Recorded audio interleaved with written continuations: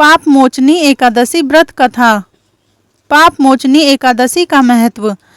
अर्जुन ने भगवान श्री कृष्ण से कहा, हे मधुसूदन, आपने फाल्गुन मास के शुक्ल पक्ष की एकादशी अर्थात आमलकी एकादशी के बारे में विस्तार पूर्वक बतलाया। चैत्र माह के कृष्ण पक्ष में आने वाली एकादशी का क्या नाम है तथा उसकी तिथि क्या है? कृपा करके आप मेरी बढ़ती हुई जिज्ञासा को शांत करें। भगवान श्री कृष्ण ने कहा, हे अर्जुन, चैत्र मास के कृष्ण पक्ष की एकादशी को पाप मोचनी एकादशी के नाम से जाना जाता है। एक बार की बात है, पृथ्वीपति राजा मानधाता ने लोमस ऋषि से यही प्रश्न किया था जो तुमने मुझसे किया है। अतः जो कुछ भी ऋषि लोमस ने राजा मानधाता को बतलाया वही मैं तुमसे कह रहा हूँ।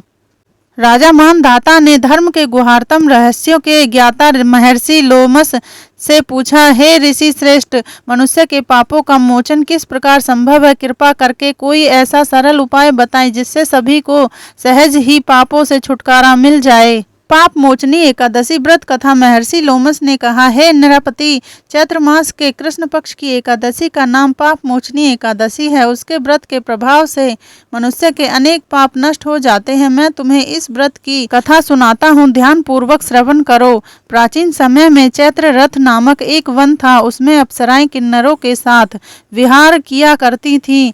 वहाँ सदैव वसंत का मौसम रहता था, अर्थात उस जगह सदा नाना प्रकार के पुष्प खिले रहते थे। कभी गंधर्व कन्याएं विहार किया करती थीं, कभी देवेंद्र अन्य देवताओं के साथ क्रीड़ा किया करते थे। उसी वन में मेधावी नाम के एक ऋषि भी तपस्या में लीन रहते थे। वे शिव भक्त थे।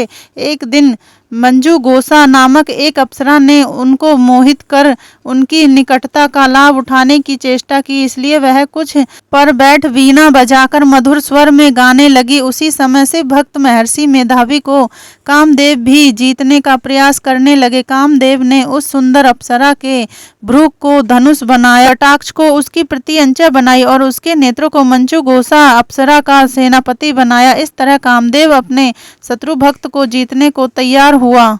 उस समय महर्षि मेधावी भी युवा अवस्था में थे और काफी हृष्ट पुष्ट थे। उन्होंने यज्ञोपवीत तथा दंड धारण कर रखा था। वे दूसरे कामदेव के समान प्रतीत हो रहे थे। उस मुनि को देखकर कामदेव के वश में हुई मंजू गोसा ने धीरे धीरे मधुर वाणी से वीणा पर गायन शुरू किया। तो महर्षि माधवी भी मंजू गोसा के मधुर गाने पर तथा उसके सौंदर्य पर मोहित हो गए। वह अप्सरा मेधावी मुनि को कामदेव से पीड़ित जानकर उनसे आलिंगन करने लगी। महर्षि मेधावी उसके सौंदर्य पर मोहित होकर शिव रहस्य को भूल गए और काम के वशीभूत होकर उसके साथ रमन करने लगे। काम के वशीभूत होने के कारण मुनि को उस समय दिन रात का कुछ भी ज्ञान न रहा और काफी समय तक वे रमन करते रहे। तदुपरांत मंजू गोसा उस मुनि से बोले, हे ऋषिवर, अब मुझे बहुत समय हो गया है, अतः स्वर्ग जाने की आज्ञा दीजिए। अप्सरा की बात सुनकर ऋषि ने कहा, हे मोहिनी, संध्या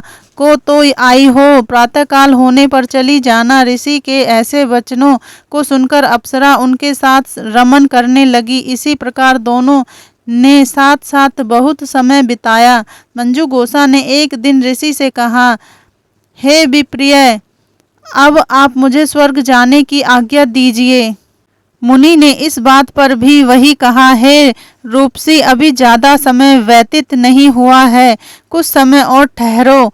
मुनि की बात सुनकर अप्सरा ने कहा, हे ऋषिवर, आपकी रात तो बहुत लंबी है, आप स्वयं ही सोचिए कि मुझे आपके पास आए कितना समय हो गया, अब और ज्यादा समय तक ठहरना क्या उचित है?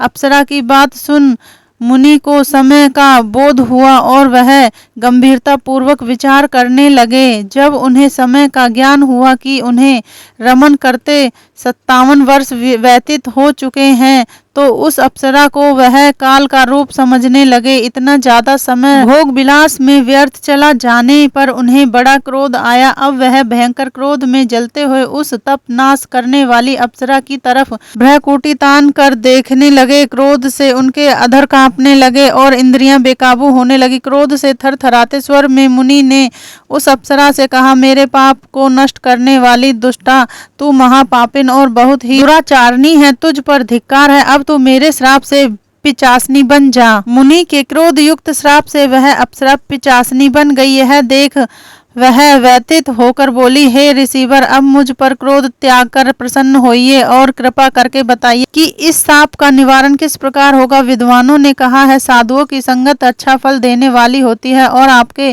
साथ तो मेरे बहुत वर्ष व्यतीत हुए हैं, अतः अब आप मुझ पर प्रसन्न हो जाइए, अन्यथा लोग कहेंगे कि एक पुण्य आत्मा के साथ रहने पर मंजू गोसा को पिचासनी बनना पड़ा। मंजू गोसा की बात सुनकर मुनि को अपने क्रोध पर अत्यंत ग्लानि हुई, साथ ही अपनी अपकृति का भय भी हुआ, अतः पिचासनी बनी। मंजू गोसा से मुनि ने कहा, तूने मेरा बड़ा बुरा किया है, किंतु फिर भी मैं तुझे इस श्राप से मुक्ति का उपाय बतलाता हूँ। चैत्र मास के कृष्ण पक्ष की जो एकादशी है उसका नाम पाप मोचनी है। उस एकादशी का उपवास करने से तेरी पिचासनी की देह से मुक्ति हो जाएगी। ऐसा कहकर मुनि ने उसको व्रत का सब विधान समझा दिया। फिर अपने पापों का प्रायश्चित करने के लिए वे अपने पिता च्यवन ऋषि के पास गए।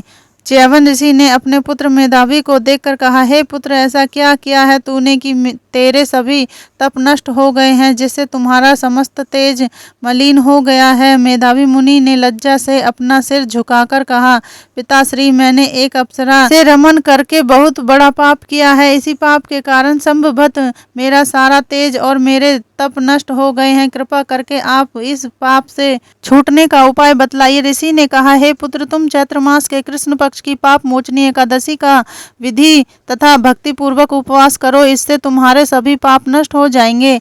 अपने पिता च्यवन ऋषि के वचनों को सुनकर मेधावी मुनि ने पाप मोचनी एकादशी का विधि पूर्वक व्रत किया। उसके प्रभाव से उनके सभी पाप नष्ट हो गए। मंजू गोसा अप्सरा भी पाप मोचनी एकादशी का उपवास करने से पिचासनी की देह से छूट गई और पुनः अपना सुंदर रूप धारण कर स्वर्गलोक चली गई। दोस्तों, वीडियो अच्छी लगी हो तो वीडियो को लाइक, सब्सक्राइब और शेयर जरूर करें। वीडियो के अंत तक बने रहने के लिए धन्यवाद।